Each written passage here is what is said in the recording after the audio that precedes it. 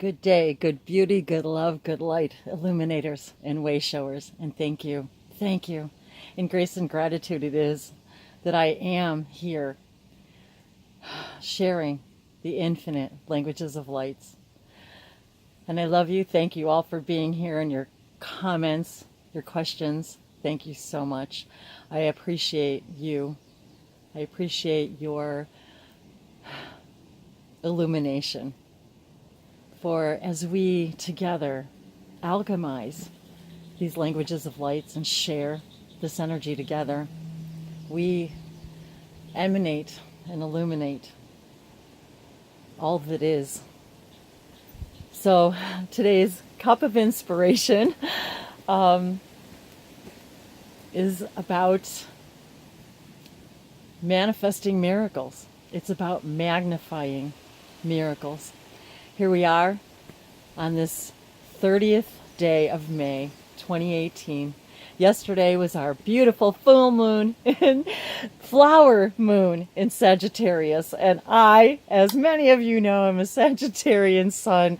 So I am elated and delighted with this energy coming off this galactic center of our Milky Way. And there's so many things that I've been wanting to share with all of you. And wow, so I wanted to begin just briefly with the inspiration for the last couple of videos with this idea of depression and suicide and mental awareness, mental health awareness. As many of you may or may not know, my niece, shortly before her 16th birthday, committed suicide 3 years ago, and her name is Autumn. And I also found it a little fitting that it's autumn in the southern hemisphere and it's summer, almost summer here. It's technically spring here in the northern hemisphere. So I was thinking about that this morning as I was thinking about her and her name, as yesterday was her birthday, her Earth birthday, as I like to call it, and it just turned 222 on the timestamp. And the other synchronicity is it's hot and humid today. It's about 90 degrees Fahrenheit, which is 32.222 degrees Celsius. And so I'm looking at the numbers 32.222. I happened to look at our rain gauge today. We've had massive amounts of rain here in Tennessee. So it's very hot and humid and steamy and tropical feeling. And we had 2.22 inches of rain, and I'm not sure over what time span, but over the last, I think, just a couple of days, it's been monsooning here as storms have passed through from the Gulf of Mexico. So then I was prompted to look up 222 in the angel numbers and Joanne Scribes, and that's when I saw the manifesting miracles. And so I feel as if this time, and now here, this day and age, we are here to understand. We're here to manifest miracles. We're here to change. We are here to create great change. And as the winds of change blow here, I was just delighted this morning with all of the miracles. And I've got my Lemurian crystal here, and I've got my beautiful white pendulum, and I know Autumn's here with me. Her energy's been very strong with me, and as is many of my own ancestors. I was thinking about my grandmother Violet and my niece, actually Autumn's sister's name's Violet. So I'm feeling this violet, beautiful violet energy. I've got my deep purple yoga mat here, and my beautiful indigo blue, kind of sparkly fabric that I use here for my readings. And so I was feeling this beautiful energy of Sagittarius because, you know, here we are, the Galactic Center, and the Sagittarians are about great change and travel and communication and broadening our horizons. The sages, the teachers. We are the teachers and the way showers. We are the illuminators here together. And we are all feeling this powerful energy in this full moon in Sagittarius and all these other planetary alignments that are happening right now. And so today, on this 30th day of May of 2018, and yesterday is the 11/11 energy, because we had the 29 energy and of the 29th in 2018, 11/11. So I'm feeling this gateway portal energy, this feeling, this intense love that we are all just wanting to burst out and become our authentic selves and to share what we are and who we are and to embrace these changes within us instead of repressing them. And so back to this idea of autumn and suicide, and there's this rampant awareness that needs to happen with this teenage suicide and depression, and it has got to start with the children. So we're being asked ourselves now these very important questions. Where are we as the adults and the parents? Where are we healing? Where are we exploring our own belief systems and thoughts that we are shedding these examples on our children that we are not enough, that we are not beautiful, that we are not perfect? Social media has created a way for us to come together, but it's also created a whole new level of cyberbullying, of comparison, and how are we as parents then, as we too are bombarded every day with people who are sharing, whether it's their accomplishments or their sadnesses, but it's everywhere in our awareness. And what we aren't seeing is how is this affecting our children, and how are we setting the example by how we react to social media? How are we expressing where we are not good enough? Where are we still comparing ourselves? Where are we still not speaking our voice from a true sense that are showing our children it's still not okay to be ourselves, to be themselves? And we have, and these children with autism, ADHD, all of the labels that we've put on them, these children are brilliant. Autumn was brilliant.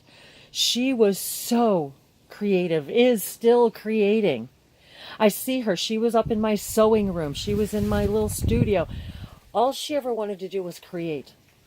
And she knew she was a part of the stars. She knew that this world here was so dense and difficult that there are those, and I have experienced this myself. My life was no picnic. And even though now I see in grace and gratitude that I chose really in comparison to a pretty easy life, at the time, there were days on end, year after year, month after month, where I just didn't want to live anymore. I couldn't, if it weren't for the needing to take care of my mother, my own brother and sister and my family. I said my mother. There you go. There you go. So this needing to please everybody and yet not be our authentic selves, yet we have to give ourselves permission to be our authentic selves so that we give our children authentic permission to be themselves. And now you have all of these celebrities and advocating because their own children are suffering from this depression and self-harm and suicide and mutilation and creating an isolation in a world of bullying and comparisons. These children are creating relationships online, and then when they don't work out, they don't know how to deal with it. They crumble at the power that it has to define who they are. Where are we? We've got to start with our children when they are so young, to teach our children to embrace their gifts and abilities, to become the shining, beautiful artists that they are in their own right, in their own way. They need a voice. Give these children a voice. How many of you out there, your families, how many of you are parents that have suffered these atrocities with your own children? We've got to give them a voice and speak out. There is no stigma anymore about understanding that we are healing as a collective consciousness, and it's got to start with us as parents, and it's got to start with our children. We have got to honor our teachers, our physical teachers in these classrooms, and then that ripples out as to what's going on now with all of that and what our children are being exposed to. What games are they watching? What are they doing? What are we are not seeing the signs, even though we as parents feel that we are ultra aware now. My children are grown now, and I can't even imagine my children as young children, teenagers, pre-teens, young adults, trying to understand this environment that we've created. So today's number 1. Yesterday was about number 9, completions, finishing, the full moon, 11/11, just now on that timestamp. Today's about a number 1.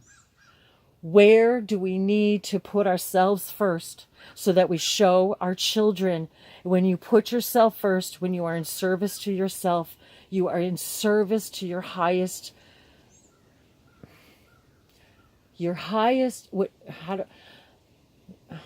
when we do not see the beauty of ourselves, we do not see the perfection in our own creation, and I speak from experience about not seeing my own light, my own beauty, not having a voice. That's why I do what I do now. I never felt like I had a voice. I was always had to be in charge at a very young age. I was an adult when I was 7. So, and we can take that story and do anything we want with it. This was how I'm giving all of this a voice. And I know that there's a hummingbird at the feeder right now. And I feel her. And I was like, I wanted to say hi, Autumn. And it's like, I want to cry now because I feel her.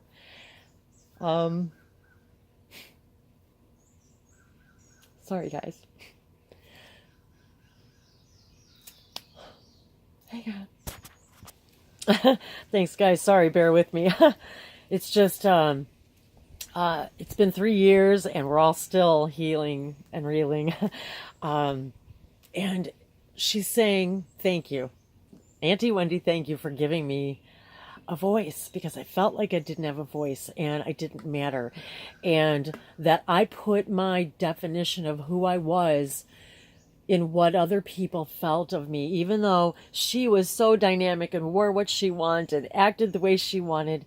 But she, she was forced to be put on medication that she didn't want to be on, that changed who she was, and it changed how she ate and how she felt and how she slept. And yet she was put in a situation in our system that she wasn't given a choice, and she didn't get what she needed. And I come from a long line of familial heredity. I don't want to say heredity. Many generations of depression and addictions, and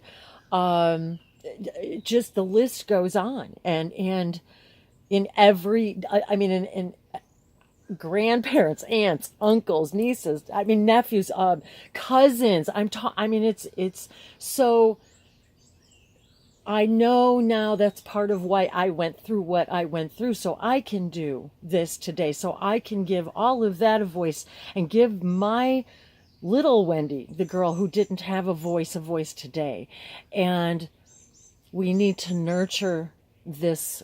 We need to be aware of, okay, so how are we reacting, and how did we react in these situations? How did we express that isolation, and where do we need to identify that in our own children? We've got to respect our teachers. We've got to pay them more money.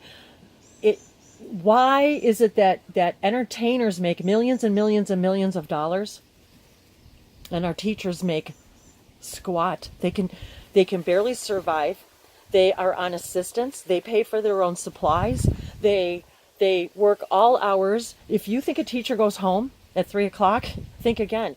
I have a niece who has been physically challenged from the moment she was born. She has had countless operations, disabilities. She let nothing stop her. And I can't even call it a disability, because when the day she graduated from college as a teacher, and it took her a long time to walk down that aisle to get up to get her diploma, but she damn well walked and got standing ovations because of it. And with a Miller Lite cut out of a beer box on top of her head, because she let nothing stop her. She was, and to this day, she is still a teacher and of other children like her who have chosen such challenging lives. And when I look at those, and even my sister who has her own physical manifestations, she's, as many of you know, she's paralyzed. She had a stroke at 45, and so a brain aneurysm, and now is suffering other, situations. So we are all manifesting all kinds of things from all of this stuff still. And so how are we reacting to it? How are we opening up to meditation and all of the, how are we actually creating change? And I'm looking down at this button because I swear, Violet, my grandma, Violet, Autumn, I even feel my Uncle Charlie, he died at a young age in a car accident at 21. So it's like, okay, I hear them saying, we're here to help you. I know he's been one of my guardian angels all my life. And so I was guided to my bookcase today, and I collect all these things. I don't even know where I got this. I found it in the basement when I was moving a couple of years ago. Create change in the violet color. This violet blue indigo children, right? Crystal children. I've got crystals here, guys. My crystal pendulum, which helps me validate my own, they say, do you really, just even Charlotte, her name's Charlotte, as many of you already know, Charlie is with me, and Charlie, my Uncle Charlie, we're here to create great change. The winds of change are blowing. Today's number 1. So I know they're here with us always. We're being asked now to hear them, to understand that we're not going crazy, that my grandma Violet is here, and as I have wild violets growing in my yard, it's about, and even her, Violet, thank you, Grandma, for reminding me,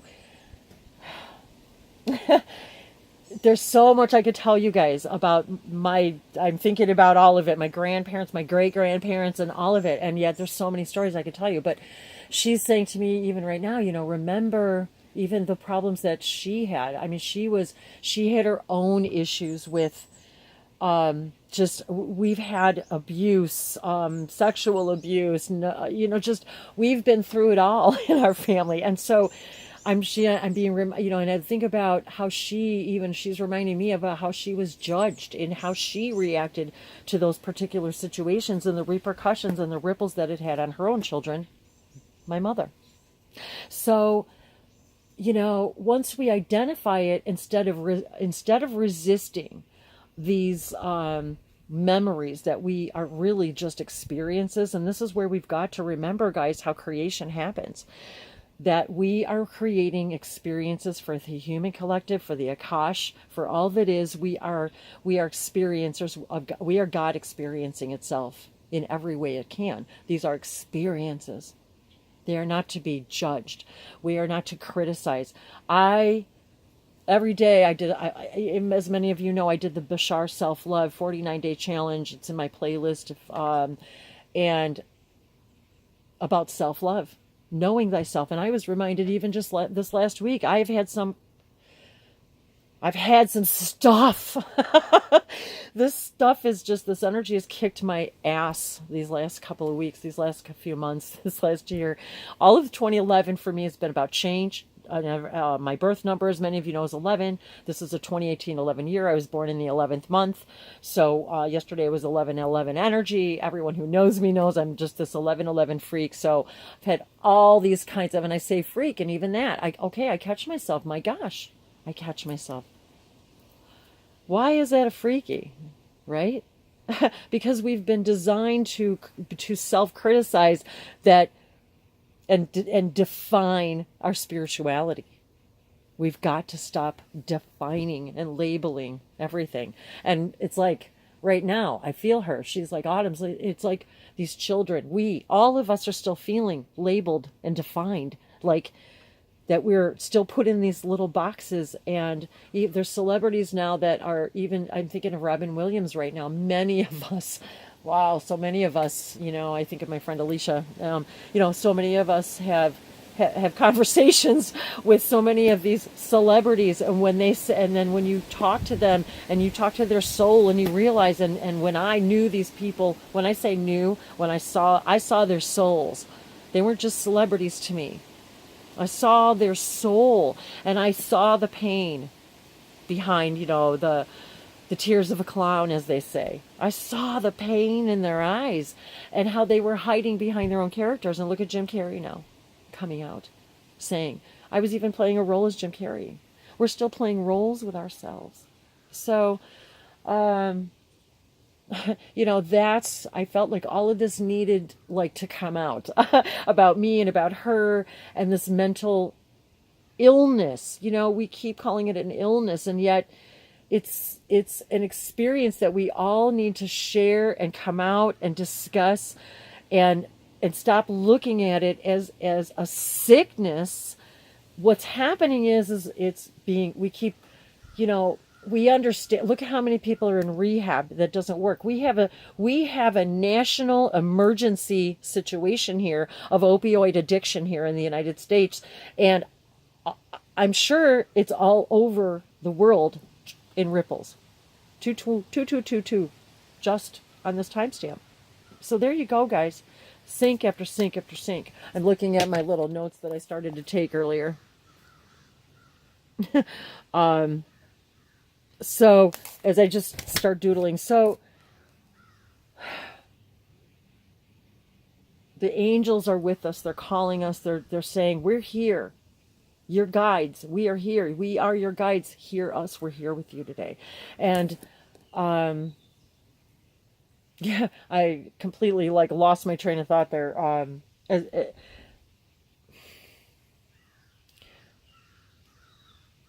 And now I'm hearing, okay, so I'm hearing the crow. So maybe I needed to, okay, so we've got nature around us, and I was remembering my niece, because I remember too that, and I was talking about the celebrities, and here I'm hearing again, money doesn't buy happiness. You've got to find the happiness within you, and what really matters, and how you can be famous and have it in another's eyes. It doesn't. All of this was manifested because I believed one day I could do this, that this is what I wanted. As I think back of when I was about 10, and I remember thinking, I just want to have children of my own so that I could make a difference. And I'm thinking now about my niece that's a teacher, and disabilities, and how and the celebrities, how even I'm hearing again, Robin Williams and all these celebrities that have transitioned, that are saying, you can have everything in the world and have riches and fame and fortune and gorgeous things, but at the end of the day, if you don't love yourself, if you don't know who you are, and this is what we need to help our children find, is if we can create a solid foundation for them to be strong little people. I'm hearing the hybrid children right now too. They're watching. I can hear them. They're watching us right now. They're watching. gosh, this is so emotional. To create change at such a young level, to create strong foundational individuals where we support their light, their what delights them, what their ambitions are, what their highest joys are. When we embrace who they are and give them a voice, they will stop needing to come here limited. They're here. They come here to show us in their limited unlimitedness that our limitations are simply our thoughts and beliefs. That if we teach our children not to believe this stuff, if they teach them not to think about it, the ripple effects will be generational. So, I only have a couple of minutes here. So I just wanted to take a breath in a moment and take a sip of water.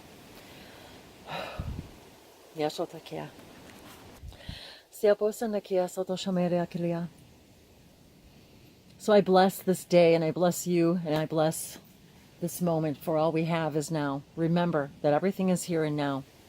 And what you put out is what you get back.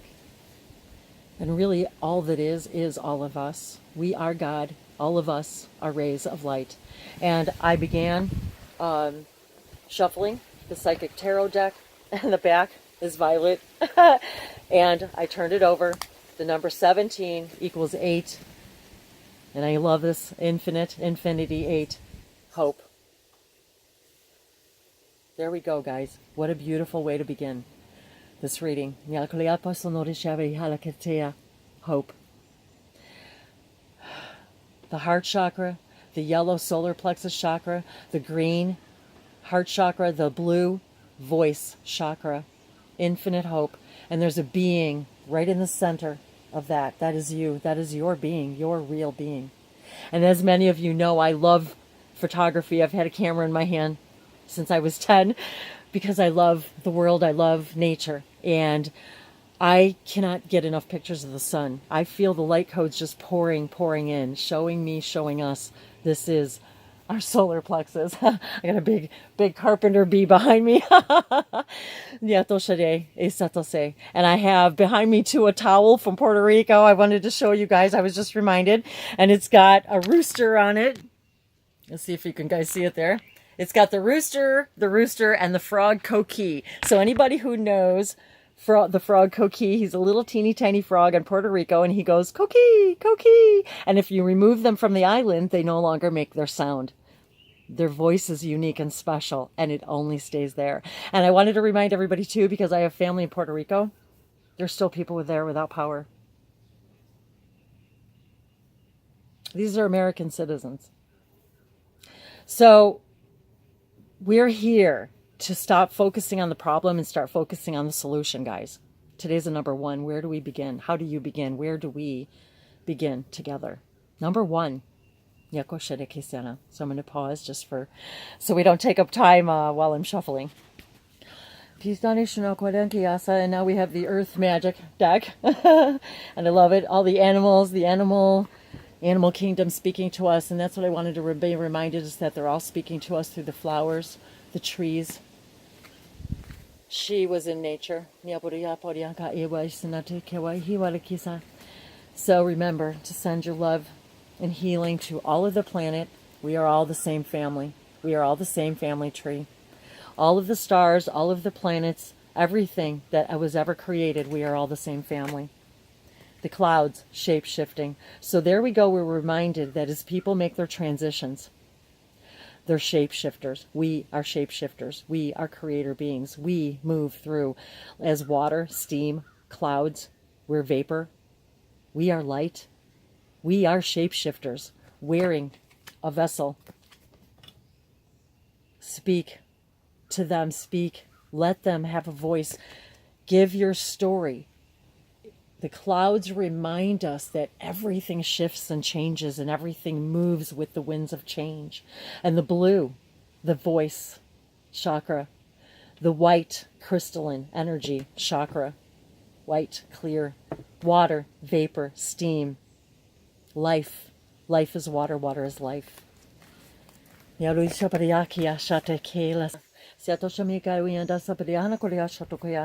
this is the gateway deck from Denise Lynn. And the back, look, this beautiful, here we are. The sun, I was thinking about you just now, Will, on the mountains, the 5 mountains, blessing all of the earth for miles and miles and miles to eternity and back. Every star, I wish for you all to remember to bless the air, the earth, the fire, the water, wherever you are, whenever you are, and it reaches eternally. Your light goes in every direction. What a beautiful, beautiful rendition. Opening to love the ship. My heart is open. Sailing on that ship. Here we are, guys, water. We're in the age of Aquarius, an air sign. The reflection, we're in the Gemini. Sun is in Gemini, the twins, reflections. What reflections do you need to send and see? What is reflecting to you and from you as you open your heart more and more? You will manifest these miracles. You will see your own shape-shifting capabilities. Open your hearts to love.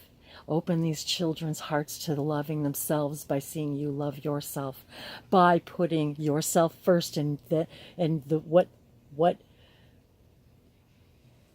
what drives your passion. What do you love? That's what's going to teach them. Be that ripple of the water, opening your heart, sailing freely. Teach these children to sail freely.